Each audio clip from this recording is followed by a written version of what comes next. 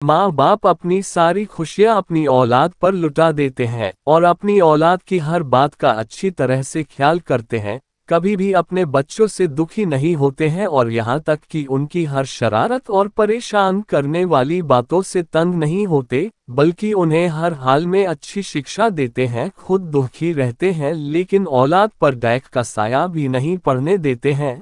लेकिन जैसे जैसे वक्त की करवट के साथ समय बीतता जाता है और यही बच्चे बड़े बन जाते हैं, पैसा कमाने लगते हैं और खुद को इतना बड़ा समझने लगते हैं कि उन्हें अपने स्वार्थ के आगे कोई नहीं दिखता है, ऐसे में उनके वही माँ बाप उन्हें बोझ भी लगने लगते हैं और बुढ़ापे में माँ बाप की सेवा करने और उन्हें खुश करने के बजाय उनमें ही दोष निकालने लगते हैं। ऐसी औलाद न होने के बराबर ही होती है जो बुढ़ापे में अपने माँ बाप की सेवा नहीं कर सकते हैं, थोड़ा सा वक्त निकालकर उनके साथ कुछ पल नहीं बिता सकते हैं। ऐसे बच्चे माँ बाप के बुढ़ापे की लाठी बनने की बजाय उल्टा माँ बाप को बोझ समझने लगते हैं।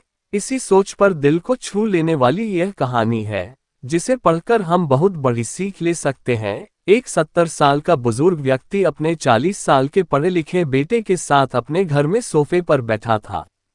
अचानक उनकी खिड़की पर एक कौवा बैठ गया।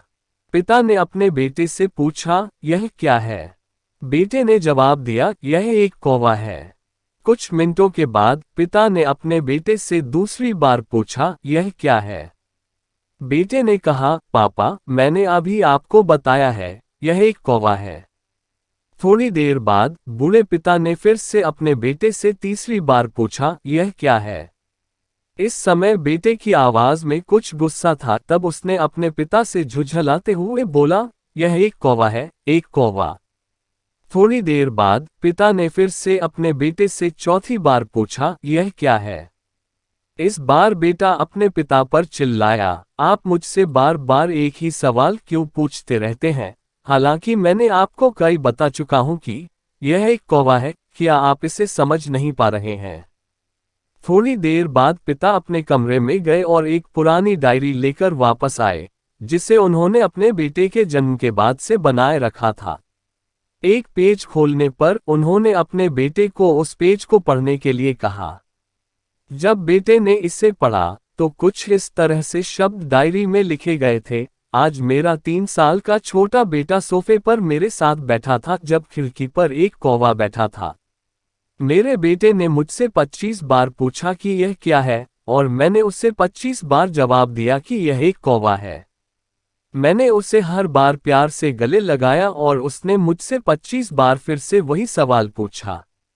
मुझे इस बात से बिल्कुल भी चिढ़ नहीं हुई कि मैंने अपने मासूम बच्चे के लिए प्यार महसूस किया है।